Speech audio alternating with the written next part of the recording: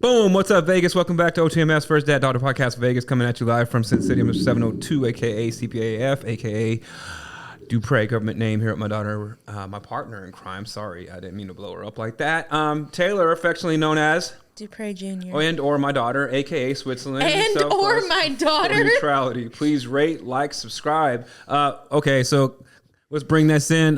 We're listening to Rhythm Nation, Janet Jackson. Why Rhythm Nation? What does it have to do with today's podcast? Absolutely nothing. But back in the day, Janet used to get after it, man. She had a run from like 85 to 93. It was like unparalleled. She was everywhere. A Taylor Swift-esque type run. But that doesn't explain why we played it. We played it because during the week I saw that she was coming to play in Vegas and she was trying to look cute like she was in Rhythm Nation from like 1987. And basically Janet looks like Janet from 2024, Michael Jackson in a ponytail. But I digress. Oh my gosh. Sorry, Janet. I don't know why he blew you up like that. I came for Janet hard. Oh my gosh. You know, it's one of these things like where they got like that whole family went and saw the same oh man, what do they call those people who do like facial construct, like when they rearrange? What? Plastic surgeons? Plastic surgeons, right? My brain is thinking faster than my mouth, or my mouth is speaking faster than my brain, whatever it is. So they've all gone to the same plastic surgeon because they all have like the same like alien noses. Basically, it looks like they have no bridge and just two holes like right above their top lip. But we're gonna get into Taylor's spicy, hot, sulfuric dragon takes. Woo! Go. Okay. Go, so my take. Go. I'm just going to pause for effect. I'm on meth today, by the way. But, cool. Okay, cool. Awesome. My take for today is kind of like, I don't know if it's really a take, but a couple weeks ago I went out with my sister and we went to a country bar and there was this guy there and his shirt said like, guys get sad too. And I was kind of just like, I don't know what the point of wearing that shirt was because, like, it does nothing. I feel like if a girl sees you in a shirt that says guys get sad too, like, it's immediately an ick. I'm not saying guys can't have feelings, but, like, I obviously, like, lean very traditional with, like, the roles of, like, the genders. And I think, like, a man should be, like, very masculine. She's old school Bible, y'all. Yeah. I mean, like, it's just traditional values. And I think, like, the man shouldn't be... I don't want to say like vulnerable, but I shouldn't have to feel like the tough one. You want to feel safe around your dude. Yeah, and if you're like, boys get sad too, like, dude, what if someone comes up to bully you? Am I going to have to defend you? Like, I don't want that to have to be my role in the relationship. But, you know, this is just a byproduct of where kind of society is trending. And so it's like you can look at it one or two ways. It could be guys wanting like attention for their emotions and for mental health, which we all have our mental health issues and you probably should go see somebody for that. But you also don't want to be in public just displaying that because everybody's got their own issues. But also you have to look at like the feminist movement here in America where it's kind of like, you know, they kind of neutered like masculinity and now we're at the height of, you know, men being targeted for their masculine values and kind of like society was kind of built on that, right, wrong, and or indifferent. That's just kind of the way that things have transpired. And now, you know, I'm never one to hold anybody back. Women deserve all the rights and same rights as men. But yes, I agree with you that there's certain attributes and characteristics that women have. Women generally are more nurturing than men. And that has to do with more with biology and chemistry as opposed to just, you know, some dictate by man because women produce kids from their loins. And so therefore, by nature, they should nurture and guys should be more the, you know, if you go back to the OG days, I always like, how did things start? We were the hunter-gatherers. Yeah, we went provider. out, we clubbed mastodons over the head. We, you know, dragged them back to the village and, you know, we provided, as Taylor would say, and we would protect the village and the women would run the village and made sure that, you know, the shelters were good, we had food, the kids were taken care of. So I digress. Yeah, I don't think there's anything wrong with like expressing your emotions, but wearing like a shirt that says like I get sad too to a bar, like that's not you caring about like your mental health and your emotions. That's you like seeking out for attention. And I just like, I don't really value that. Yeah, stop signaling, bro, because this is like a hot take. I mean, in general, like people who wear these shirts for attention, like nothing gets me riled up faster. We all have like our little like pet peeves. Now, when I'm at the gym and I see a guy that's wearing a shirt that has a slogan on it and he looks like he's never been in the gym before, but he needs to signal to you that, hey, rent is due. Hey, lions over lambs. Hey, you know, I work, whatever you're wearing, like it's not working. Like if you have to advertise to me that you're working, you're not working. It's the same thing as like if I'm going to get if I need to hire an attorney, I'm not going to hire an attorney that says we're such and such honest attorneys. If you have to tell me that you're honest, you're probably not honest. If you have to tell me that you're working out, you're probably not working out. If you have to wear a shirt that says you are something, you probably are not that. Period, Queen. So actually, this is weird. Like, I'm going to call myself out first for Booty Shaker of the Week, and then we'll dovetail into the topic. Wow. Because like what you talked about actually leads into what I was going to talk about in terms of like NFL coaches. So this is Taylor's podcast, not mine. She does all the behind the scenes stuff. She does all the editing, but I also want her to ramp up and be her own voice and her own personality and create her own persona online. And for whatever reason or another, like I know this going into this, and like right now, this rant, I am dominating. I am dominating this podcast and taking all the shine away from her. So that said, I am the Booty Shaker of the Week because it's Taylor's podcast, but I hop on and I dominate like 90% of the content. So I will try to be better, but probably won't start today because I just realized on the fly what was going on, and it took me about like, I don't know, 20 episodes to realize that was happening. I kind of like just like chilling though. I'm okay with this. I'm okay with my role. I like being behind. There you go. We got our traditional values then. Yeah. It's okay. Rant on. So it's funny that you brought up about that guy wearing the shirt that says guys have what? Feelings too? Guys get sad too. Guys get sad too. So it's just about emotions, right? And so something that I cannot stand when I'm watching football that I see more of than what we used to see more of. And yeah, I'm get off my lawn. I'm shake my fist at the sun guy. I'm getting older. And so like, yeah, there's some traditional values that I want to see that take place on the sideline. And more, what you're seeing like these fanboy coaches on the sideline that live and die like with every play. They're like running around, jumping, chest bumping, chest shoving, right?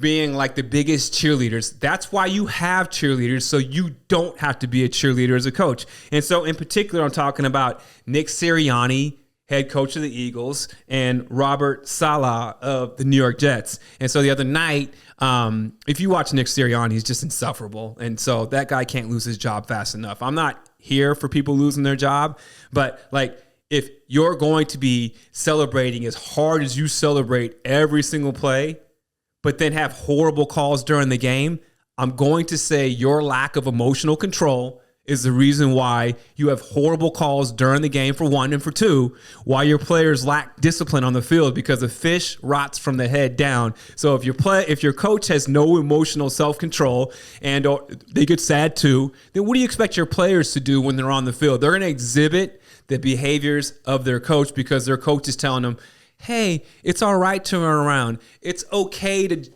act crazy on every single play like an uncaged monkey. And that's not the case. And so you will see like the teams that do really, really well, those coaches are stoic. Bill Belichick, New England's 20-year run.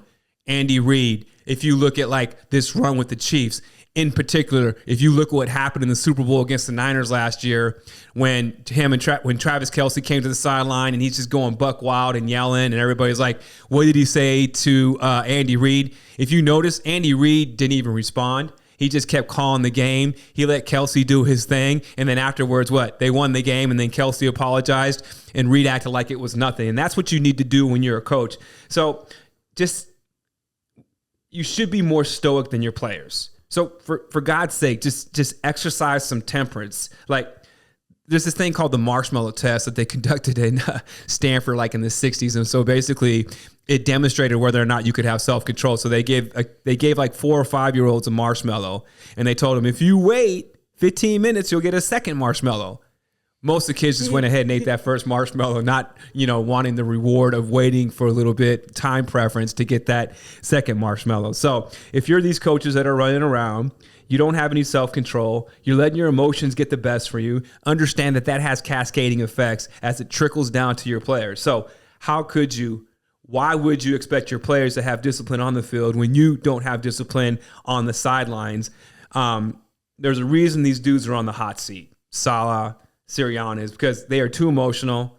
Understand your players look up to you. You're being paid to be a CEO. You are running a multi-billion-dollar organization, and you're on the sideline acting like a bunch of buffoons and teenage girls at a Taylor Swift concert. No offense to teenage girls. So I find myself in an unusual position today. I am defending Aaron Rodgers because, wow. Well, I know, right? I don't know why his nostrils bother me, but that's a me issue. His nostrils. He doesn't like Aaron Rodgers. I do not like Aaron Rodgers. Out of all things. I think he can be insufferable at times. I think he has a condescending attitude, and I think that he thinks that he's smarter than everyone in the room. Does not take away from his talent. Top 3, top 4 as far as talent in terms of quarterback. The guy could flick and sling a ball like nobody else. But what happened on Monday night was some play, first half, scored a touchdown, one score. Salah comes. Rodgers comes to the sideline. Salah's there to meet him. He wants to do some type of like chest shove or whatever. And Aaron's looking at him like, dude, what are you doing? Like, calm down. So it's a rare occasion, like an eclipse, like a comet in the sky, when I am going to side with Aaron Rodgers in this case. No, I agree. I think you need those older quarterbacks who are used to just playing the game. I think you have all these new guys in the league, and their coaches are acting like they're still playing college ball with the way they react to every play. And Aaron Rodgers actually played really well, and I think the way he keeps his emotions down is reflected in the way he plays too. He doesn't make he doesn't make impulsive decisions in the pocket, and being able to look left and throw right is really good. And a lot of these new quarterbacks aren't capable of that. So I think even just going back to old football, OG quarterbacks, just the way they play all together is just different than the game now. Yeah, and I think you see it play out on a week-by-week basis, just in general, just in society. If you have some type of temperance, if you have some type of self-control, some type of self-discipline, generally you will come out ahead of your competition and say the competition may even be more talented than you, but they make a lot of, mental mistakes because they lack the self-control. They lack the discipline. I'll tell you, tangentially, some of the smartest people I know in this world are super lazy. The most intelligent people that I know that just have unequivocal brain power, horsepower upstairs, are lazy. So how am I equating that to what we're talking about on the field? Sometimes when you have super talented ball players, take right now, Caleb Williams, super talented ball player. But right now, his biggest issue is lack of self-control and self-discipline on the field. Now, some of that's coaching, some of that's the organization that he's with, but a lot of that is he is so talented that, coming up through high school, coming up through college, he was always the superior athlete on the field. So I don't know Caleb. I'm a fan of Caleb. I love watching him play, but he lets his physical outweigh his mental. And as a result, you see a lot of lack of discipline on the field because he relies solely on his talent, just like a person who's super smart but super lazy, and they rely solely on their intelligence.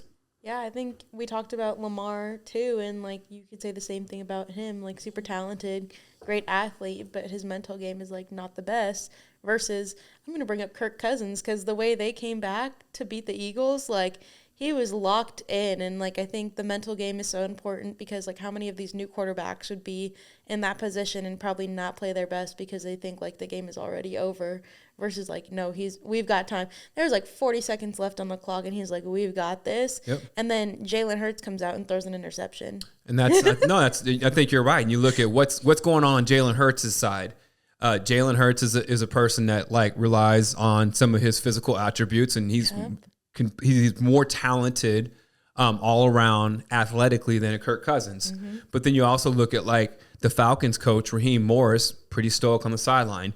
You look at the Eagles coach, right? Nick Sirianni, not stoic on the sideline and making bad calls. Like we just go back to like he made bad calls, and his quarterback, who's his general on the field, is making bad decisions. And if you think I'm just attacking the Eagles, and I am a Cowboy fan and I don't like the Eagles, just look at their record the last 8 games for like what, 1-7.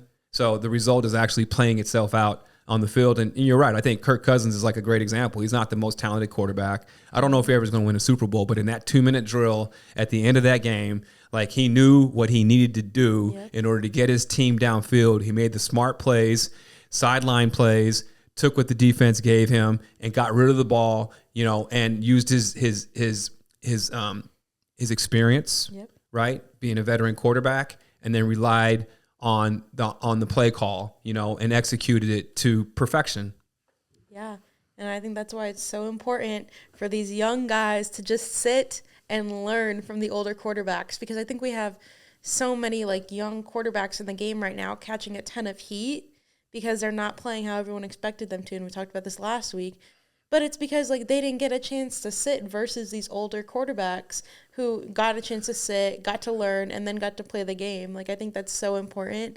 And I think just the way culture is, we want everything fast. So they expect these stars to just go straight to being stars in the NFL. Well, I will say the reason why you're seeing more younger quarterbacks, rookies playing a lot sooner, it has to do with just the salary cap. So if you take your boy Brock Purdy, why Brock Purdy versus, Sam Darnold? Why Brock Purdy versus Jimmy Garoppolo? Because he's cheap, and you can build a better roster around a cheaper quarterback, within your first 3 or 4 years. So the model is, unless you have like a Patrick Mahomes, unless you have like a Josh Allen, like a transformative quarterback on your team, you probably have to go a little bit cheaper with your quarterback and kind of build around them. And unfortunately, because you're going cheaper around them, you can't have another high salaried quarterback on the roster because you use that money to pay. So like in the Niners instance, they paid Christian McCaffrey. They paid Deebo Samuel. They paid, Brandon Ayuk. They paid Kittle.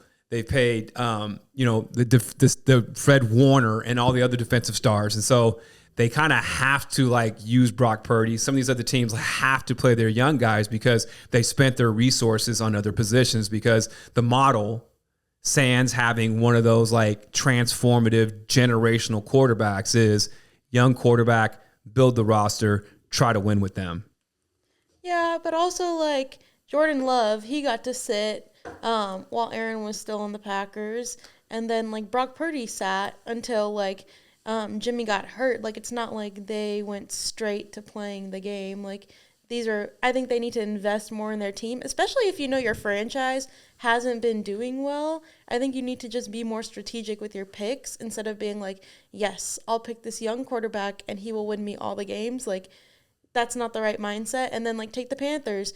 I forget his name. Bryce Young. Yeah, he's out of the game already. He's played what, like 2-3 games? I don't know what's going to happen to Bryce Young. He's a little dude.